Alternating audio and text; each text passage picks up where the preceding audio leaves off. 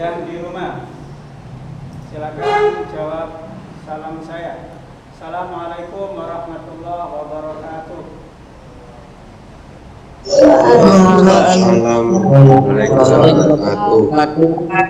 Ya, anak-anak, alhamdulillah hari ini kembali kita dapat belajar bersama,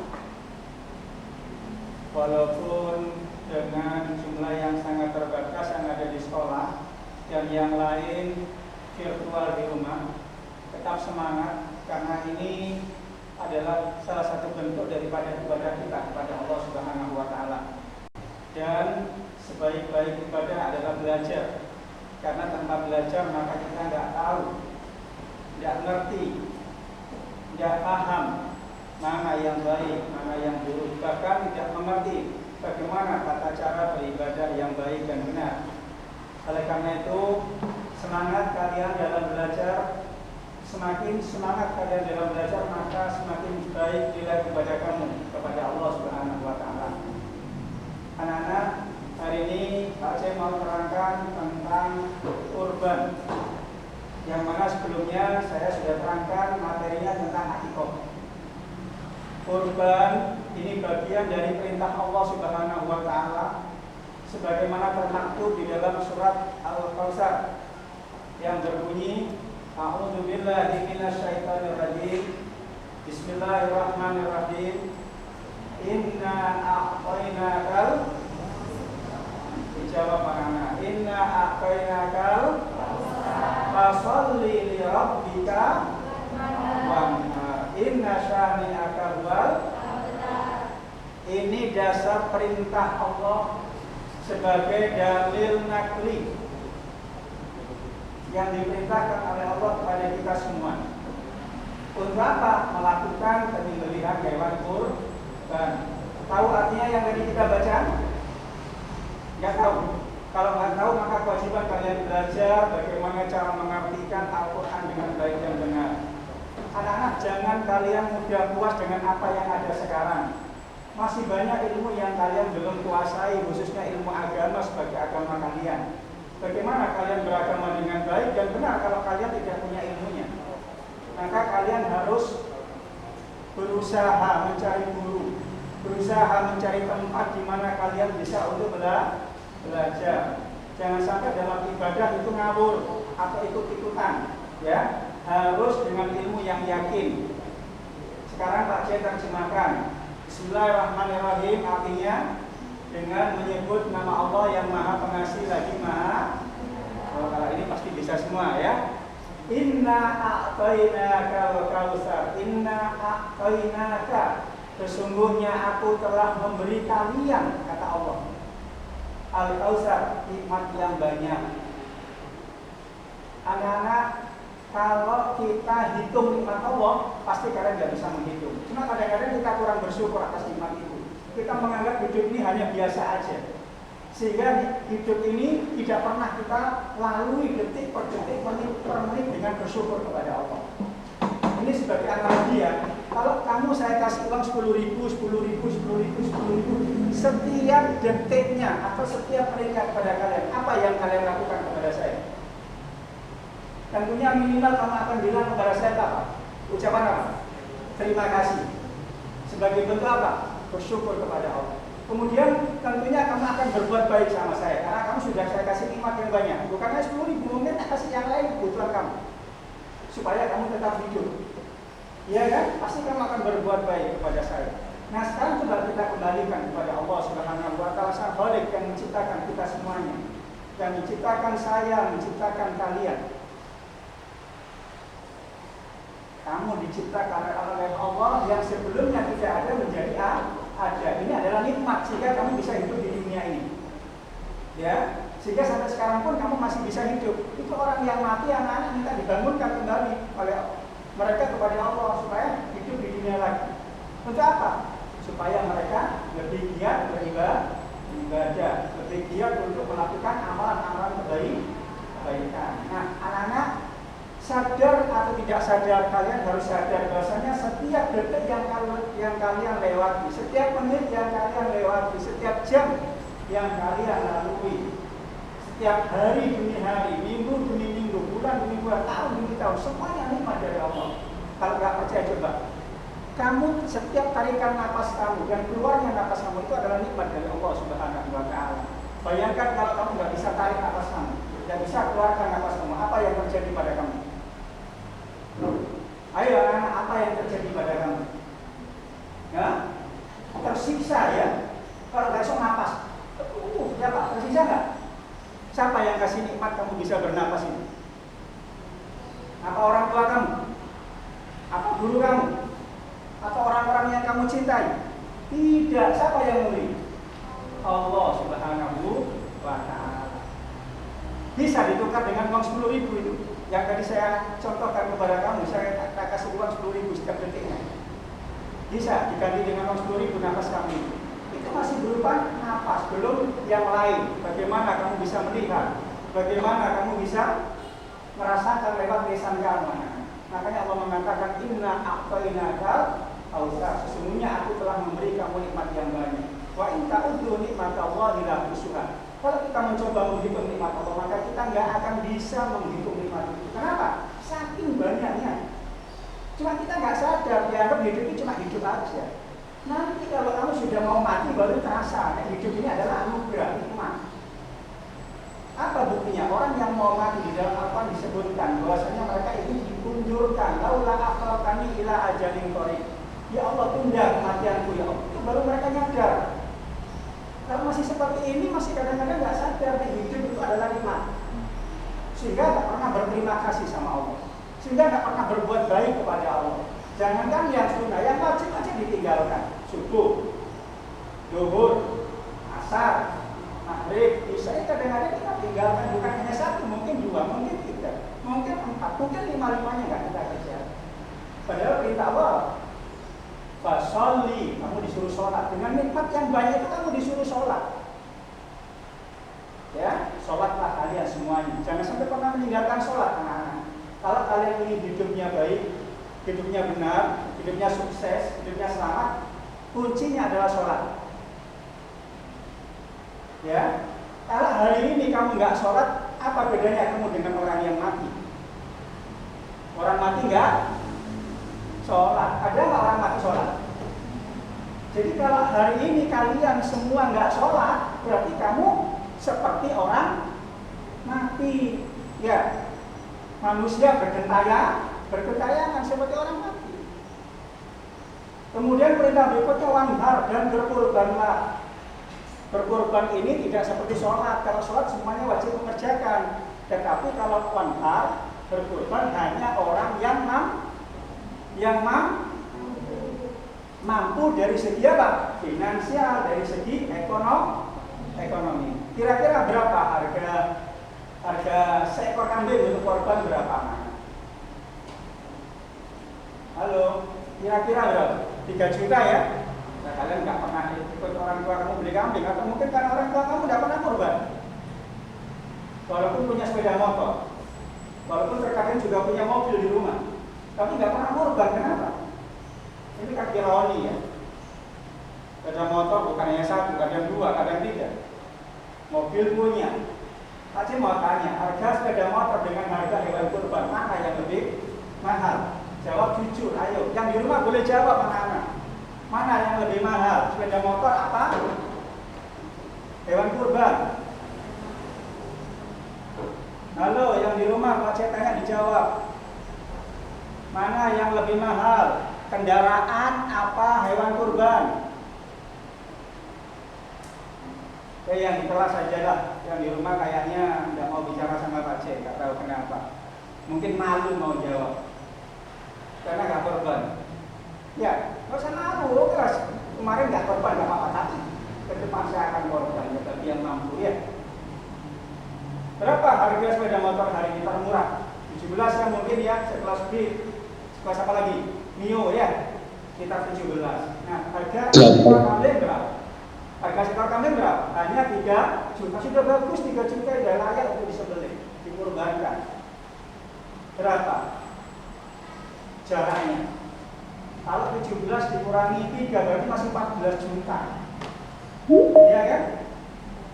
Ayo anak-anak. Kenapa ini terjadi? Beli sepeda motor bisa, beli kambing nggak bisa. Kenapa? Kenapa? Karena kamu terlalu cinta dunia, sehingga kamu mengabaikan Allah Subhanahu wa Ta'ala. Padahal yang masih nikmat kamu siapa? Kamu lebih cinta dunia daripada cinta kepada Allah. Kamu lebih cinta pada dirimu sendiri daripada cinta kepada Allah. Padahal semua yang ada pada diri kita hari ini, kemarin dan yang akan datang itu semua dari Allah Subhanahu wa Ta'ala. Dan perintah itu kan nggak harus setiap tahun anak-anak, iya kan? Minimal seumur hidup itu 1 kali pernah berkorban. Nah, sekarang Pak C mau lanjut tentang pengertian kurban ya. Kurban adalah ibadah dalam bentuk melaksanakan penyembelihan hewan tertentu atas dasar perintah Allah Subhanahu wa Ta'ala dan petunjuk Rasulullah SAW dengan harapan bisa mendekatkan diri kepadanya. Anak-anak, kalau kita mencintai seseorang atau kita mencintai sesuatu kan kepinginnya berkumpul dengan yang dicintai, ya enggak?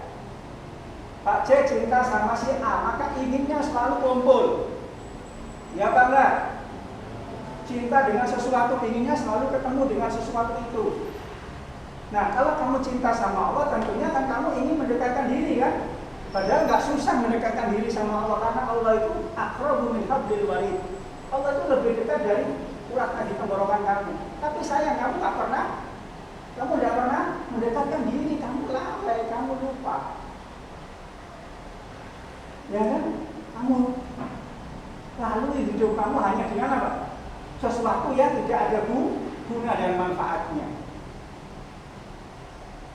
Belajar adalah bentuk mendekatkan diri sama Allah. Jadi kalau mendekatkan diri sama Allah bukan hanya berzikir, sholat saja, tidak. Semua bentuk kebaikan adalah mendekatkan diri kepada Allah. Paham anak-anak? Nah, sekarang coba Pak Arto dilanjut.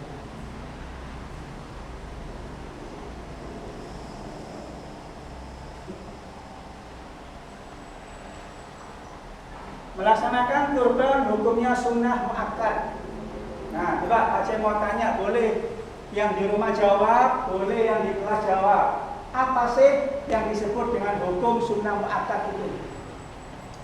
Maaf, suaranya tak keras kan, biar yang di rumah dengar ya. Pak C kok suara buah gitu ya. Ini tujuannya biar yang di rumah dan ya, silakan yang di rumah barangkali mau jawab. Sunnah muakkad adalah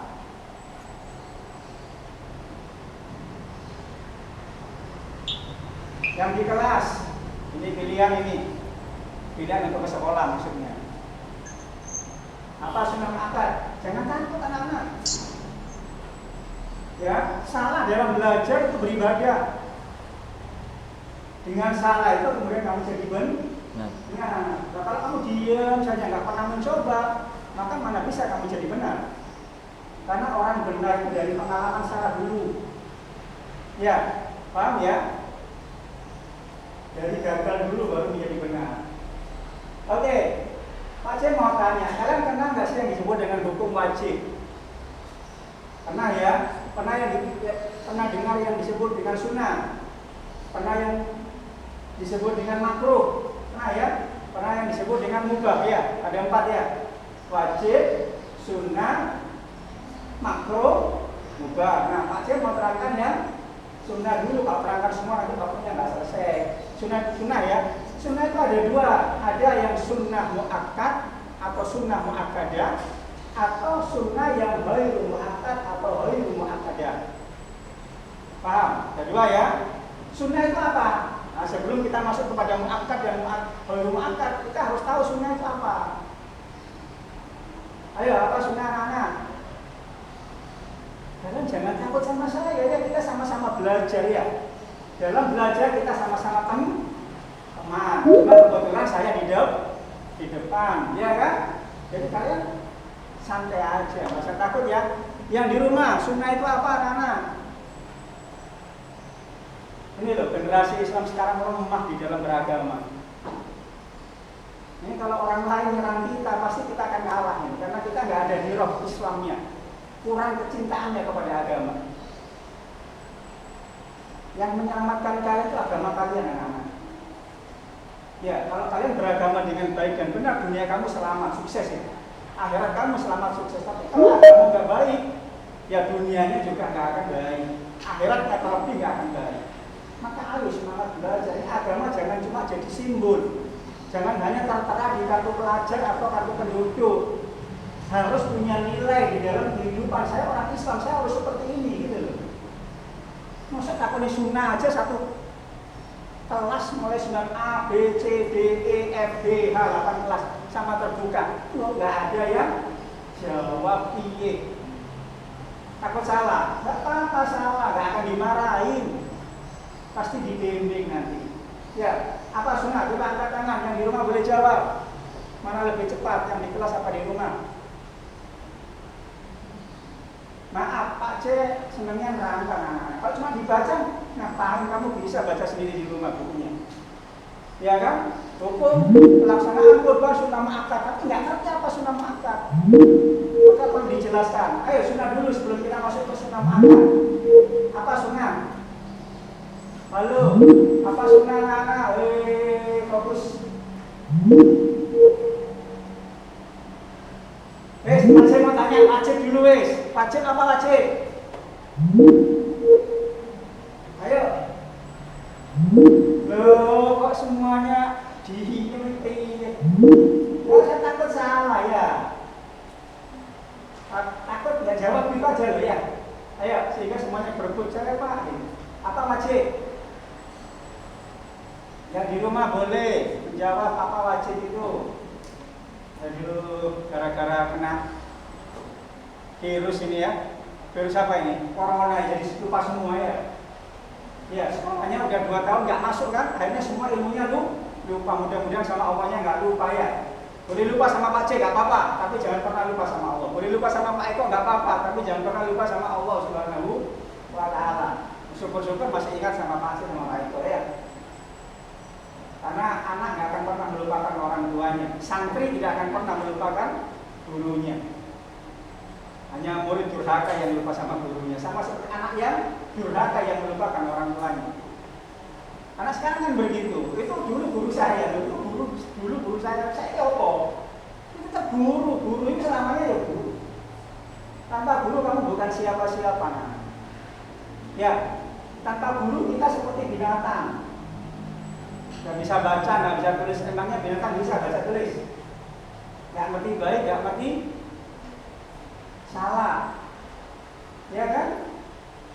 Dengan adanya guru kita tahu semuanya. Yang baik tahu, yang salah. Ayo kembali, wajib apa?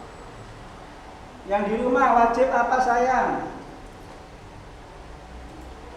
Ini bagaimana saya menerangkan kurban. Kalau wajib aja nggak bisa, kelas 9 loh ini. Ini pelajaran SD loh anak-anak. Wajib itu apabila catatan nek cuma ngiling-ngiling metu teko sekolah ilang lho. Apa masih dia mau wajib? Wajib adalah sesuatu yang apabila dikerjakan mendapat pinter lho. Ojo-ojo kita waduk iki rendah hati semua. Kok gak ngerti ngetes wajib menjawab iki. Aku suruh Pak Syah aku meneng ae ben sampean jawab dhewe ngono ya.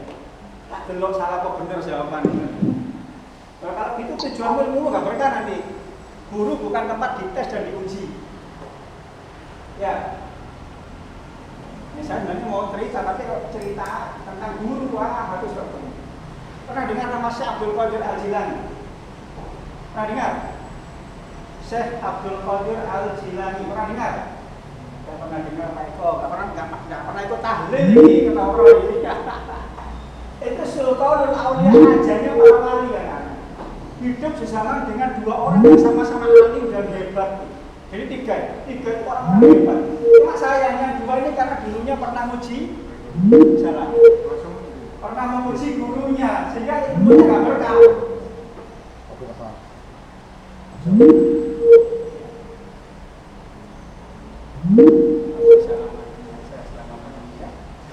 Bisa terlambat? Kok bisa terlambat? Hah? Tiduran. Besok nggak boleh tiduran lagi. Yang belajar yang belajar. Oke, anak-anak. Ya, dulu itu ada 3 bersahabat ini. Akhirnya yang jadi siapa? Abdul Qadir Jailani. Kenapa? Karena dia berbakti sama gurunya. yang dua nggak jadi. Padahal sama-sama ahli. Oke, kita lanjut. Wajib adalah apabila dikerjakan mendapat, kalau ditinggalkan pinter menapa itu? Tahu semua, hati semua. Nggak mau jawab pada gurunya. Nah sekarang sunnah, apa sunnah? Kalau dikerjakan dapat, kalau tidak dikerjakan dapat, nggak dapat, nggak dapat apa? Kalau gitu mending dikerjakan apa tidak dikerjakan? Sebentar. Sebentar. Oh, takut lagi sama saya. Saya itu mengerikan Bapak Ibu. Betul. Anak-anak nggak usah takut kalau suara keras, karena memang saya dituntut keras suaranya. Karena virtual, biar yang di rumah dengar. Ya, nggak usah takut ya. Nyantai aja. Jadi kalau tidak dikerjakan tidak dapat apa-apa. Kalau disuruh milih, jawab dengan otak kamu ya. Pilih yang mana? Dikerjakan apa enggak? Itu otak kamu yang jawab. Tapi terkadang dalam hidup sehari-hari nafsumu yang menjawab ya, dikerjakan. Ya Pak enggak? Sehingga banyak ibadah amalan sunnah ini yang kita tinggalkan, yang kita kerjakan. Mulutnya pinter bilang dikerjakan lebih baik. Akalnya pinter dikerjakan lebih baik. Tapi prakteknya dalam kehidupan sehari-hari, amaliyah dalam kehidupan sehari-hari jauh panggang daripada api. Ya, tahu sunnah ditinggal. Sholat duha, sunnah apa tidak sunnah? Sunnah apa wajib sholat duha? Sudah dikerjakan. Nah, harus ngerti sunnah. Sholat sunnah sebelum subuh, sholat sunnah sebelum duhur, sholat sunnah sebelum sesudah duhur. Sunnah apa wajib? Sudah dikerjakan? Loh, katanya lebih baik dikerjakan. Iya sampean. Ayo mulai sekarang. Iya yo. Aku ini ucapanku dan perbuatanku nggak sama. Awas, ciri-ciri itu. Ya, ciri-ciri apa? Jika berkata bohong, ya kan? Ciri-ciri apa? Munafik. Awas itu aja. Dan ciri orang malas-malasan sholat termasuk orang mu'min. Idza qamu ila sholati qamu kusala yura'una an-nasa wa la yadhkuruna Allaha qalila. Ya, jadi sifat orang munafik itu nek sembahyang malas-malasan, aja malah sing sunah. Sing wajib ae mah. Nek salate itu enggak eling sama Allah, enggak. Mulai dari Allahu Akbar sampai salam belas ka eling di Gusti Allah. Mbok eling apa? Eling mbak-mbakane, eling koncone, eling doleni ya. Allahu Akbar, karena Allah Akbar kok Allah besar dalam hati kamu sehingga mengagungkan Allah. Benar kan? Kabira alhamdulillah katsira. Kemudian meneteskan air mata pernah? Sekali aja, pernah enggak? Enggak kan? Oh, nanti dicoba ya. Kita lanjut kepada yang sunnah tadi. Sunnah dibagi dua, ada yang muakkad, ada yang ghairu muakkad. Yang muakkad itu benar-benar dianjurkan untuk dikerjakan. Kenapa? Karena besar nilai pahalanya. Nah, tadi disebutkan bahasanya berkorban itu termasuk daripada sunnah muakkad. Berarti benar-benar ayo kita kerjakan kalau kita sudah punya rezeki. Ojo dieman-eman. Duitku wis 5 juta rek. Ojo dieman. Ya, ini ada perintah Allah untuk berkorban. Pas kebetulan ini bulan Dzulhijjah, beli kurban gitu. Ojo, kata setan gini, ojo. Nek sampai 40 juta, kayak 1 juta duit sampean. Kok sampean enggak iso tuku ngene, enggak iso tuku ngono. Itu kata setan begitu. Kapan sampean iso tuku? Gitu kan? Itu yang dibisikkan setan atau dibisikkan hawa nafsu kamu. Sehingga enggak pernah berkorban. Duitnya sampai 100 juta enggak korban baru mati. Ya apa ya? Apa kamu bawa ke kuburan itu uang yang 1 juta itu? Hah? Dibawa? Yang kamu bawa kalau mati itu apa sih anak-anak? Bukan harta benda yang kamu cintai, bukan orang-orang yang kamu cintai, bukan. Yang kamu bawa itu adalah amal ibadah kamu. Ketika kamu disuruh sholat, kamu mau sholat. Ketika kamu disuruh kurban, mau kurban. Saya masih ingat 3 tahun yang lalu kurban di sekolah, gak ada seekor kambing. Saya nangis itu. Ya Allah, di mana orang-orang dermawan di SMP 8? Kok gak ada seekor pun kambing yang dikurbankan untuk Allah? Mana ini orang-orang kayanya, anak-anak SMP 8?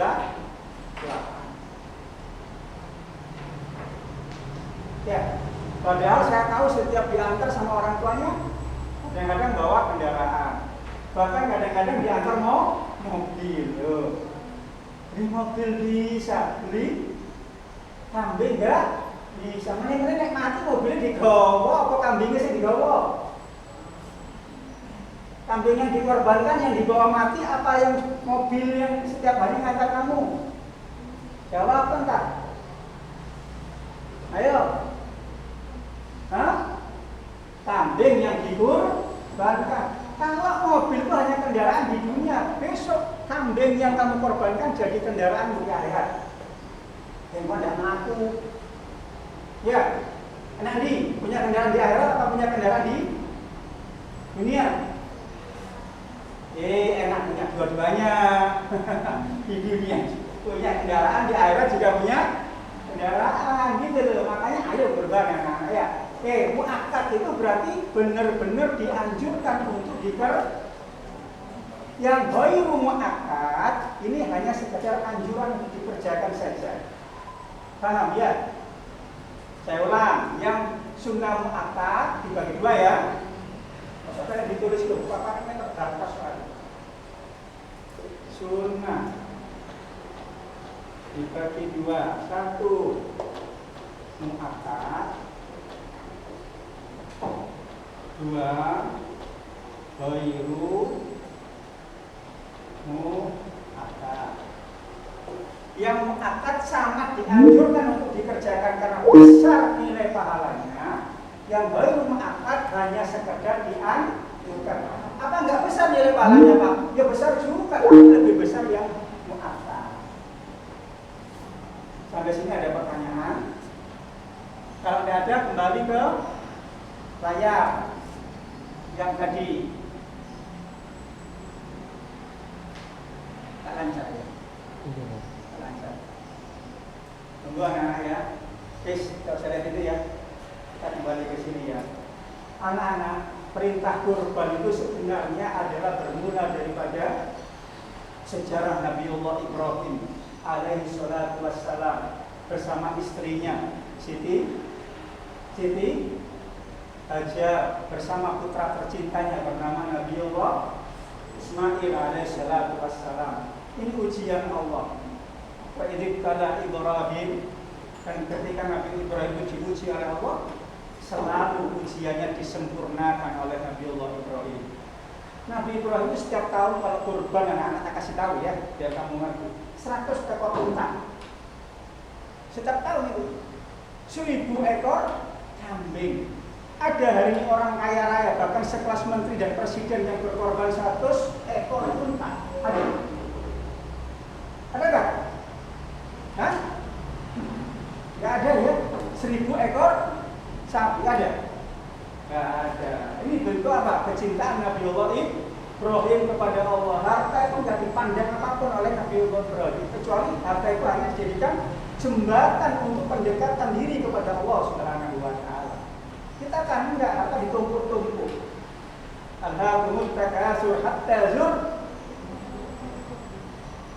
bermegah-megahan dalam mengumpulkan harta, melalaikan kamu semuanya sehingga kamu masuk ke dalam kuburan baru.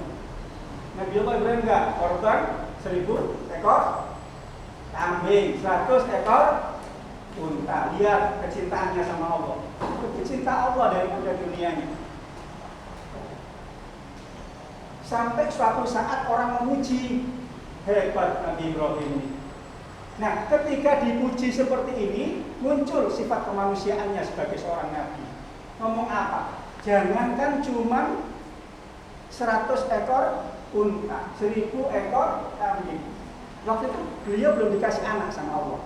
Kalau saya dikasih anak sama Allah, anak saya disuruh kurbankan kepada Allah, saya kurbankan. Omongannya orang belum diberi anak. Betul sama Allah, diuji bener tak omonganmu ini tak? Bener tak ucapanmu ini tak, kata Allah. Akhirnya diberilah oleh Allah istri dari hasil perkawinannya dengan istrinya ini yang bernama Siti Hajar, dikaruniai seorang anak yang sangat tampan, sangat gagah, sangat soleh, sangat lucu. Maka anak-anak, kemudian janji itu ditagih sama Allah. Kira-kira umur 9 tahun atau 12 tahun, Ibrahim dengan mimpi dari Allah yang diberikan disuruh sembelih anaknya. Dan mimpi itu diulang-ulang sama Allah, sehingga Nabi Allah Ibrahim merasa yakin ini perintah Allah. Paham ya? Kemudian dia bilang sama anaknya, wahai anakku, aku diperintahkan Allah untuk menyembelih kamu. Ya bunayya inni ara fil manami anni azbahuka fandur madza tara. Bagaimana nak pendapatmu? Aku disuruh menyembelih kamu. Jawaban anak soleh bagaimana? Kalau anaknya nggak soleh, cuma pintar saja, nggak soleh, pasti ngomong gini, jangan saya ya yang masih muda, bapak saja yang sudah tua dikorbankan. Ya, ini jawabannya anak saya ini ngono paling. Kalau enggak lari, bapak tuh gak kena ini lari, makanya dia mau disembelih. Jawaban Nabi Allah Ismail enggak anak-anak, mengajarkan kepada kita kecintaan kepada orang itu adalah kecintaannya kepada Allah. Ya abadif al-ma'tumar, wahai ayahku, kalau ini perintah Allah, tukmar, laksanakan. Sakajuduni insyaallah binasolihin. Laksanakan ya Allah. Kalau laksanakan wahai ayahku, engkau akan mendapatkan aku termasuk golongan orang-orang yang sabar. Akhirnya diadakan penyembelihan. Karena ini hanya ujian dari Allah, nggak mungkin kan memberikan ujian yang konyol kan. Ketika pedang diarahkan di leher Nabi Allah Ismail, pedang ini nggak bisa melukai. Kemudian sama diganti dengan domba. Namanya ujian. Paham ya? Nah dari itu kemudian lanjut sampai Nabi Allah Muhammad untuk melaksanakan kurban. Tapi kurbannya bukan berupa manusia, berupa seekor kambing. Pak, kalau unta bagaimana? Boleh unta untuk 7 orang. Kalau sapi sama boleh 7 orang. Kalau kambing 1 orang. Tapi untuk 1 keluarga juga nggak apa-apa. Karena Nabi Muhammad kalau menyembelih hewan kurban itu kata beliau, ini adalah kurbanku dan kurban umatku. Paham ya? Oke anak-anak, ayo semangat mencintai Allah sehingga ketika beribadah pun juga semangat. Ingat, yang kasih nikmat kalian bukan siapa-siapa, yang kasih nikmat kamu Allah. Nah. Pernah ke rumah sakit? Lihat orang sakit? Pernah? Pernah nggak? Pernah. Bagaimana kalau itu di posisi kalian? Baru kamu merasakan ya, bahwasanya sebelumnya itu adalah nikmat Allah ya. Iya kan? Ayo anak-anak ingat, ini semua nikmat dari Allah. Kita lanjut. Hukumnya sunnah muakkad. Artinya sangat dianjurkan, kan? Sangat dianjurkan bagi yang mampu untuk melakukan kurban. Namun apabila tidak melaksanakannya, hukumnya makruh. Jadi kalau punya harta, pada saatnya kurban, kok tidak kurban, maka hukumnya makruh. Makruh enggak? Ya? Makruh enggak? Apabila dilakukan enggak dapat apa-apa, jika ditinggalkan dapat pahala, maka lebih baik apa? Ditinggalkan saja. Maksudnya kamu malas berkorban, tinggalin. Jadikan kamu yang senang kalau punya harta setiap tahun berkorban. Maksudnya korban cuma 1 kali seumur hidup. Pokoknya punya harta kurban gitu loh ya. Dan anak-anak nggak akan berkurang sedikit pun harta yang dibelanjakan di jalan Allah. Pasti sama Allah diganti lebih banyak. Cuma kadang-kadang otak kita yang main, bukan hati kita, iman kita yang ngomong. Sehingga ketika 20 dikurangi 10 jadi 10 itu otak. Tapi kalau iman kita yang bicara kepada Allah, iman kita kepada Allah yang bicara, maka 20 kurangi 10 akan menjadi berlipat ganda. Ya, paham ya? Tidak ada orang dermawan jatuh miskin. Tidak ada orang dermawan jatuh miskin.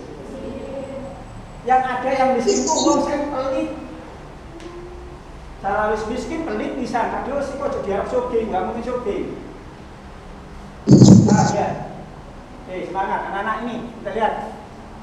Ini dasar dalil nakli yang diambil dari apa ini? Dari hadis tadi yang dibaca sama Pak Cik, Inna A'tainakal Kautsar, itu diambil dari Al-Quran surat Al-Kautsar. Ini yang dari hadis. Ani bin Hurairah radhiyallahu anhu anna Rasulullah, ini salah, bukan Rasulullah tapi anna Rasulullah itu tulisannya. Itu Pak Cik bisa mendeteksi ayat benar apa salah karena ada ilmunya. Kenapa? Anna itu ambil nasab. Setiap ada ambil nasab maka isim setelahnya harus menjadi fathah. Maka ketika ada orang nulis anna Rasulullah, salah itu. Harusnya anna Rasulullah. Maka kadang-kadang orang baca Al-Quran pasti bisa tahu benar salah. Karena harus hafal Al-Quran. Kenapa? Karena saya tahu dan saya sedikit menguasai ilmu alatnya. Kan gitu ya. Anna Rasulullah sallallahu alaihi wasallam dari Abu Hurairah radhiyallahu anhu bahwasanya Rasulullah SAW berkata. Nah, kalau Rasul yang berkata namanya bersabda. Nah, kalau Allah yang kalau Allah yang berkata namanya berfirman. Kalau kita yang berkata namanya apa? Ya benar-benar berkata, kadang-kadang dia beda terus, ya kadang-kadang bohong ya. Kalau kita ya kan? Ya kan? Kadang-kadang apa lagi anak? Bujuk, bohong, beda terus semua nih. Hah? Tapi kalau Allah nggak selalu yang terbaik, kita kan nggak kadang-kadang campur bujuk ya kan? Coba lihat. Mangkana lahu sa'atan walam yudahi fala yaqrabanna musallana. Barang siapa yang diberi oleh Allah kecukupan harta, kemudian nggak mau berkorban, kata Rasulullah, ojo cedek-cedek ambek masjidku. Gak butuh aku, gak butuh masjidmu kok doleni kok ibadah. Hati-hati, yang banyak uangnya. Terus senang-senang akeh duit. Karena kekayaan itu ujian dari Allah. Mau nggak kekayaannya ditasarufkan di jalan Allah? Ya, maka lahu sa'atan walam yudahi fala taqrabanna musallana. Siapa orang yang sama Allah diberi keleluasaan harta, kemudian nggak mau beriman, maaf, nggak mau berkurban, fala yaqrabanna musallana. Jangan sekali-kali dekat sama masjid itu tempat sholat. Ya, ayo Pak C mau tanya, kalian milih mana? Kaya berkorban atau miskin yang berkorban? Jawaban. Ayo jawaban. Sampai ditakdir Gusti Allah sugih gelem berkorban apa melarat gak usah korban? Atau begini, kamu ditakdir Allah sugih tapi gak gelem korban, milih yang mana? Milih sugih gelem berkorban apa milih sugih gak gelem berkorban? Ayo kita jawab, Rek. Yang di rumah juga mau jawab, silakan. Milih mana? Milih kaya mau berkorban atau melarat gak mau korban? Karena melarat, apa yang mau dikorbankan? Ya kan? Paling-paling terima daging korban. Karena sekarang kan nggak ironi orang sekarang ini. Kalau sudah masuk bulan Dzulhijjah, pikirannya itu tuku sujen, tuku areng. Apa korban rek? Tuku sujen, tuku areng. Apa? Kan ini dum-duman lho. Ini kan jiwa-jiwa pengemis sih. Jiwa-jiwa peminta aku gak jalan kok cuma ngenteni lho, doa. Sepuro oleh dum-duman tempat tonggo. Terus senengane kok dum-duman, kenapa kamu gak punya jiwa pemberi? Iya kan? Kemarin habis ini sudah bulan Dzulhijjah. Saya harus keluarkan uang saya dari ATM. Ngapain? Persiapan untuk beli hewan kurban. Itu lebih baik. Karena al-yadul ulya khairun min yadis sufla. Tangan di atas jauh lebih baik daripada tangan di bawah. Tangan di bawah itu berarti yang memberi apa yang dikasih, apa yang diberi? Diberi. Yang di atas memberi, gak gelem rek sing Sing ngeki udah ngisor gak gelem. Cuman gelem urip-urip ben aku dadi sing luwih apik. Aku sing apik dikeki, aku sing dhuwur. Kok diminta kok ngisor lho, ya apa? Ya ada aturan seperti itu pelecehan. Ya, otomatis yang memberi itu yang di atas, yang di bawah, yang di. Pak saya mau tanya, kamu mau jadi yang mana? Yang diberi, yang ngumpulno sujen ambil areng? Apa sih itu hewan kurban sing tangane di dhuwur? Ayo anak-anak jawab. Pak saya nggak menerima jinak. Saya itu ngajar sudah 30 tahun. Nggak pernah ada yang bisa namsa, semuanya aman. Jadi nggak usah takut. Separuh umur kamu saya ngajar, ya. 10 tahun, Pak Eko sebelum ngono kok. Usia ngajar saya Pak Eko baru lahir. Komane sampai. Jadi nggak usah takut, aman-aman, nggak mungkin dimarahin. Asik aja belajar sama Pak C. Anak-anak ya, Pak C mau tanya jawaban yang di rumah jawab ya. Mau jadi ditakdirkan oleh Allah jadi orang yang kaya, tapi mau berkorban. Apa wis gak usah kaya, gak usah berkorban wis. Jadi dari mana? Ayo ngomong apa dah? Mele, yang ngomong cuma 2 orang yang diem. Mele miskin tak yang lain dah. Hah? Ayo dari mana? Kaya mau berkorban apa miskin tidak bisa berkorban? Yang di rumah jawab. Kaya mau berkorban. Mentah. Kaya mau berkorban. Engkau pas dikei soge lali gak korban, bahasanya eman sama duit. Karena hari ini banyak orang kaya yang gak mau berkorban. Ya apa enggak? Ya apa enggak? Andai kan orang kaya di Indonesia korban, semua tidak ada orang cari hewan, tidak ada orang yang cari keliling-keliling untuk daging korban, karena sudah akan diantar ke rumahnya. Hari ini kan banyak orang yang masih keliling cari hewan kurban. Kenapa? Sedikitnya orang yang berkorban. Padahal orang Indonesia pakai sing soge apa pakai sing larat? Hah? Larat gara-gara PPKM loh. Mudah-mudahan terus segera selesai ya biar soge kabeh di Indonesia ya. Amin ya. Biar sekolah bisa masuk ya. Semangat. Anak-anak diuji sama Allah kasih penyakit seperti ini, ya sabar, tetap semangat beribadahnya. Kamu kasih gini aja loyo. Coba lihat Nabi Ayub. Diuji oleh Allah bermacam ujian tapi teguh pendiriannya untuk tetap sama Allah. Pertama diuji apanya? Anaknya dimatikan semua sama Allah. Masih cinta sama anaknya apa cinta sama saya? Matikan semua anaknya. Milih tetap cinta sama Allah. Habis itu hartanya ludes habis. Milih mana? Milih sama Allah atau milih sama hartanya? Milih sama Allah, tambah kencang ibadah. Istrinya meninggalkan dia, tetap bersama Allah. Ya kan? Udah sekarang orang sudah cinta, ngumpul, bulat cintanya.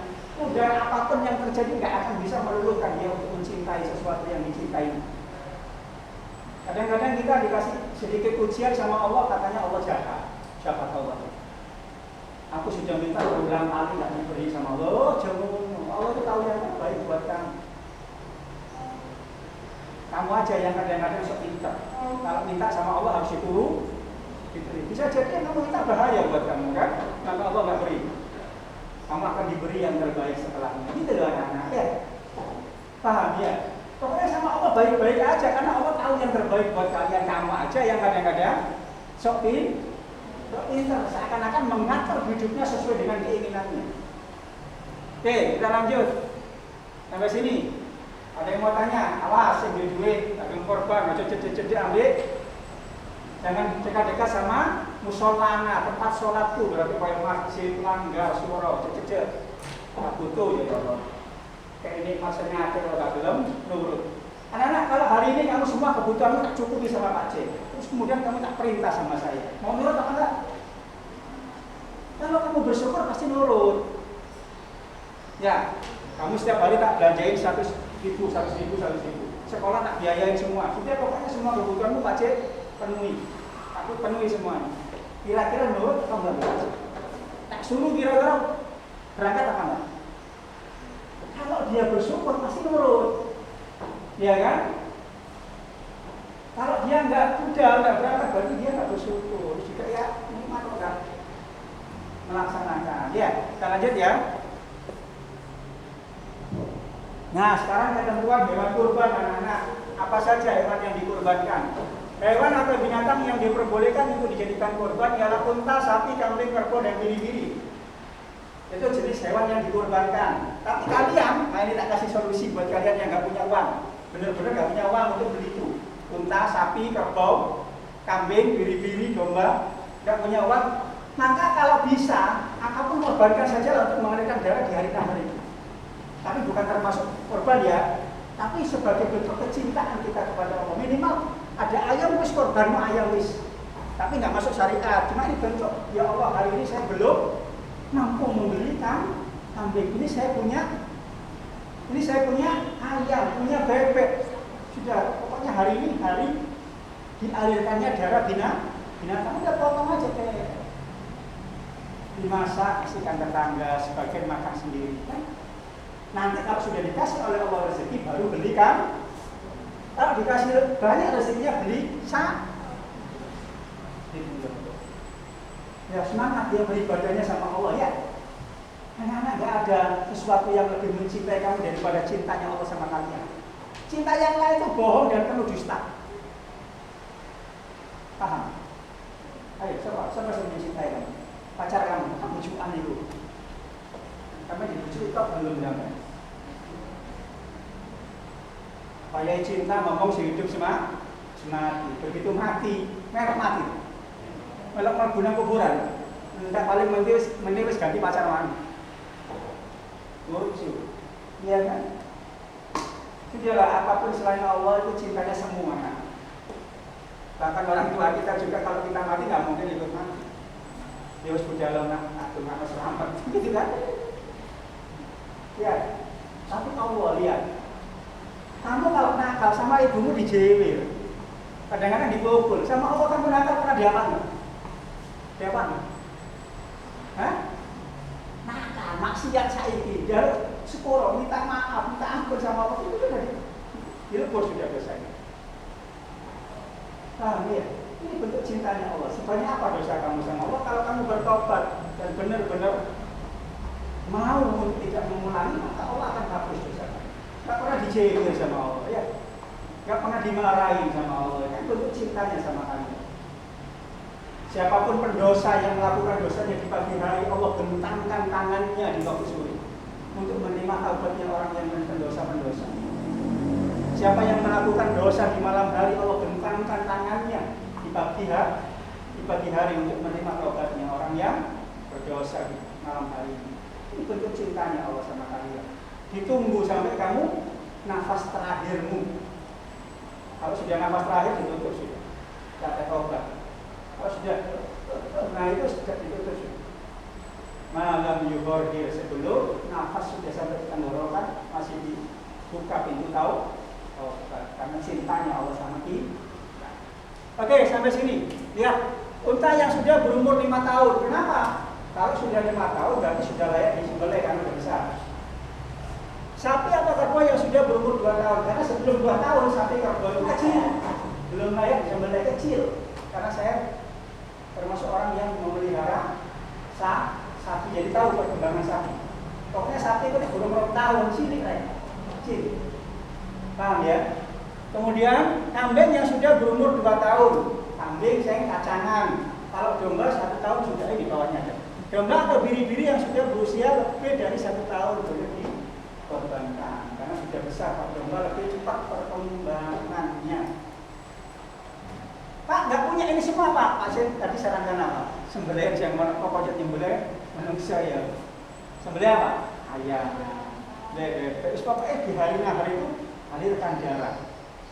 Minta sama Allah, ya Allah hari ini saya cuma bisa menyembelih ayam, menyembelih bebek. Kasih aku rezeki ya Allah sebagai bentuk keinginanku untuk berkorban kepada beri harta. Tahun depan saya akan berkorban. Nek kalau tahun depan dikasih harta, korban orang. Kan Nabi Ibrahim. Kalau saya dikasih anak saya korbankan. Ya, dia milih anak apa milih Allah? Milih siapa?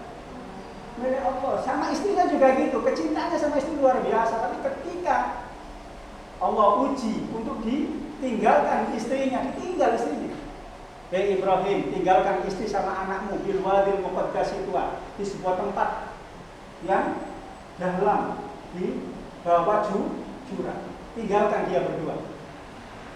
Maka ketika itu perintah datang, dibawa istri dan anaknya di sebuah jurang yang dalam. Kemudian setelah itu ditinggalkan istrinya dengan hati yang sedih karena ini perintah Allah, saya akan jalankan. Terus berjalan Nabi Ibrahim, dipanggil sama istrinya, wahai suamiku, tak bergeming, terus berjalan.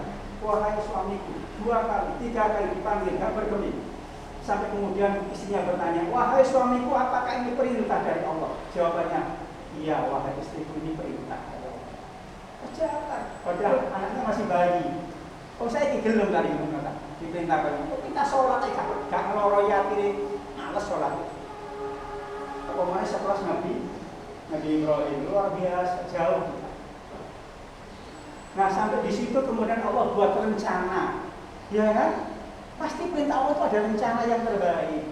Ketika anak kemudian di padang pasir yang gersang yang tandus di bawah jurang, minta minum karena panas, nggak ada naungan ya kan? Nah akhirnya Siti Hajar cari apa? Air ya kan?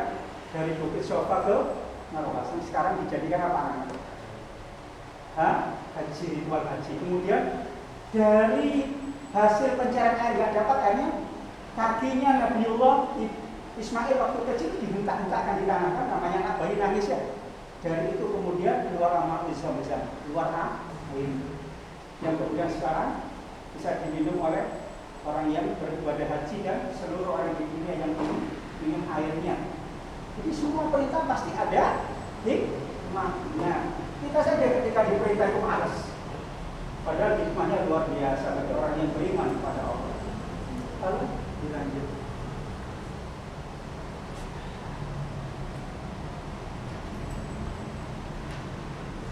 Nah sekarang hikmahnya. Setiap perintah ada hikmahnya. Nah, apa hikmahnya? Oh sebelum ya ini ya masih belum. Waktu penyembelihan kurban adalah setelah sholat Idul Adha. Penyembelihannya dilakukan setelah sholat Idul tanggal berapa? 10 Dzulhijjah, berbarengan dengan orang jemaah haji ada di mana? Ayo, sing ini pelajaran haji. Ya, ada di mana tanggal 10? Tuh kan, tanggal 10 ngapain nak orang haji nak? Tuh, kenapa kamu jadi begini? Kemarin diterangkan sama Pak C sampai 4 kali haji ini ya, 4 kali pertemuan. Gimana? Orang haji tanggal 10 Dzulhijjah ini kan bersamaan dengan pelaksanaan ibadah haji korban itu. Gimana sayang? Di Mina. Ngapain? Yang di rumah ngapain? Di Mina tanggal 10. Lempar jumroh Aqobah. Setelah lempar jumroh Aqobah, tahallul awal. Semua larangan ihram lepas. Sudah boleh mandi, sudah boleh buka pakaian ihramnya. Yang nggak boleh cuma satu, urusan menikah dan dinikahkan. Nggak boleh masih nunggu sampai tahallul sani yang kedua.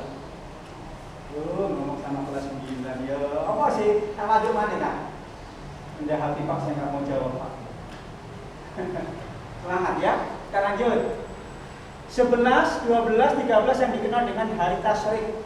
Jangan sampai nggak ngerti hari tasyrik apa nggak ngerti. Hari tasyrik itu tanggal 11, 12, 13 Dzulhijjah.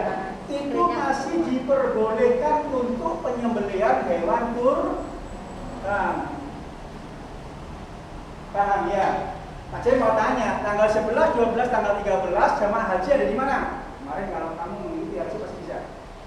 Di mana tanggal 11, 12, 13 Dzulhijjah jamaah haji? Ya bisa mana lah ngono. Ayo. Di mana anak-anak? Di Mina. Ngapain di Mina? Dolenan. Mabit sebagai bentuk wajib haji. Kalau nggak mabit di Mina kan ada nanti. Ada. Ini bab haji 4 kali saya bertemu kalian di haji. Kok masih belum bisa Ayo anak-anak ya semangat. Kalau kamu ditakdir haji kok, di pondok orang dengan kita ngasih di sini. Ya, ayo mulai sekarang sudah sekali ilmunya. Nanti kalau dipanggil sama Allah, aku sudah bisa berhaji dengan cara yang benar. Itu. Oke, kita lanjut. Orang yang berkurban atau sohibul kurban disunahkan untuk menyembelih hewan kurbannya sendiri, juga boleh diwakilkan kepada orang lain dengan bacaan Bismillahirrahmanirrahim, Allahu Akbar, Allahumma minka wa ilaika fataqabbal minni. Kalau bisa bahasa Arab, nggak bisa ya ngomong bahasa Indonesia. Ya Allah, ini hewan kurbanku, terimalah dari hewan kurbanku. Kalau bisa sembelih sendiri, disembelih sendiri. Kalau nggak bisa, boleh diwakilkan. Paham ya? Paham ya? Oke, kita lanjut.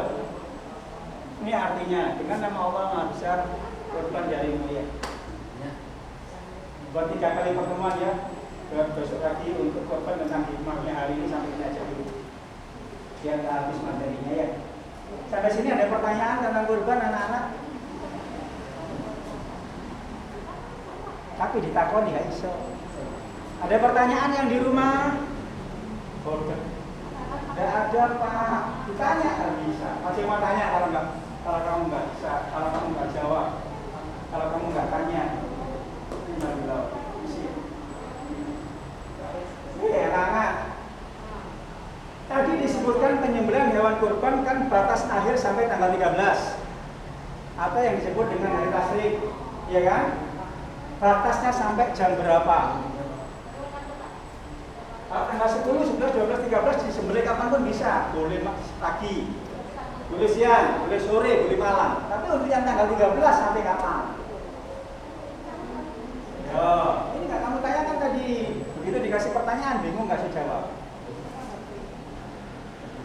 Ayo. Hah? Sebelum matahari tenggelam, berarti batas akhirnya sampai waktu asar. Ya, jadi yang tanggal 13 belum disembelih hewan kurbannya, tanggal 13 itu disembelih batas akhirnya sampai waktu asar sebelum matahari tenggelam. Nek matahari tenggelam baru disembelih, berarti bukan dianggap kurban, tapi dianggap sedekah biasa. Sampai sini ada pertanyaan anak-anak tentang akikah dan kurban. Ada sayang? Nggak ada? Cukup? Paham semua? Yang di rumah paham? Sepertinya waktunya udah habis. Paham. Ya, terima kasih. Mudah-mudahan ilmu yang kita pelajari bermanfaat. Kita tutup pertemuan hari ini. Mohon maaf jika ada salah kata, ya.